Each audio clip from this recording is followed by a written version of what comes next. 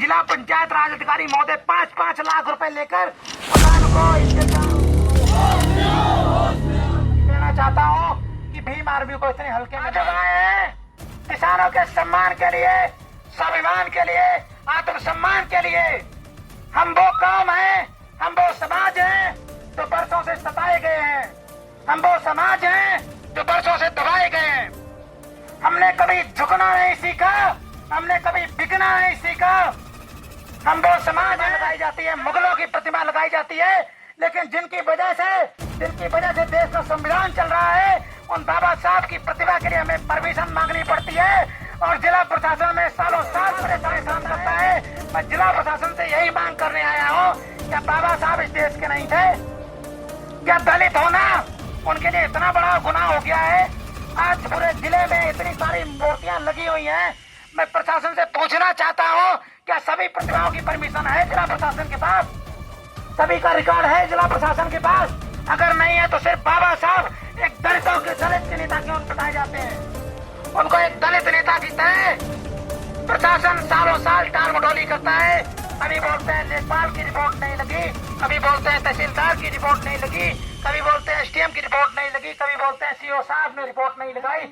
मैं पूछना चाहता हूँ, क्या दलित होना गुनाह है भारत देश में? अगर प्रशासन को ये लगता है कि दलित होना गुनाह है, तो मैं प्रशासन को ये चेतावनी देता हूँ कि भीम आर्मी भारत एकता मिशन कन्नौज में सक्रिय है।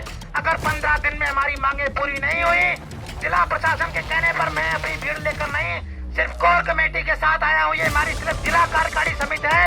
पूरा जिला प्रशासन हिला देंगे, पूरा जिले का चक्का जाम कर देंगे, इतनी भीड़ यहाँ इकट्ठी करेंगे।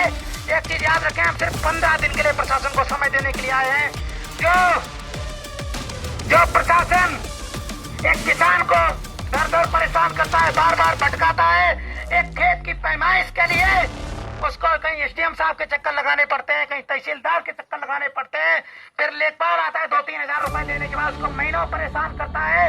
मैं जिलाधिकारी महोदय से शांतिपूर्वक ये मांग करने के लिए आया हूँ कि 15 दिन के अंदर आप एक टोल फ्री नंबर जारी करें, जिसमें जिले का कोई भी व्यक्ति अगर फोन करता है तो उसका 24 घंटे खेत पैमाइश हो।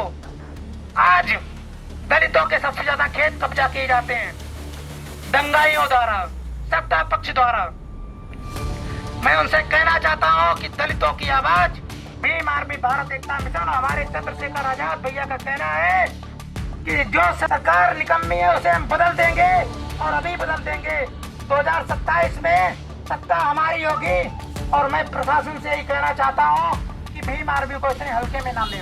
वहाँ जिला पंचायत राज अधिकारी महोदय 5-5 लाख रुपए लेकर प्रधान को इज्जतदार और ईमानदार साबित करते हैं। अब बात करते हैं हमारे ग्राम पंचायत कांकरकुई की। 80 लाख रुपए के पक्के सबूत होने के बावजूद जिला पंचायत राज अधिकारी ने 5 लाख रुपए रिश्वत लेकर मामला दबा दिया। सालों साल मामला दबा दे रहे। बहुत मुश्किल से जब उन्हें पता लगा कि भीम आर्मी भारत एकता मिशन अब एक्शन मोड में आने वाली है, तो जिला प्रशासन ने सेक्रेटरी के ऊपर कार्रवाई की, उसको सस्पेंड किया।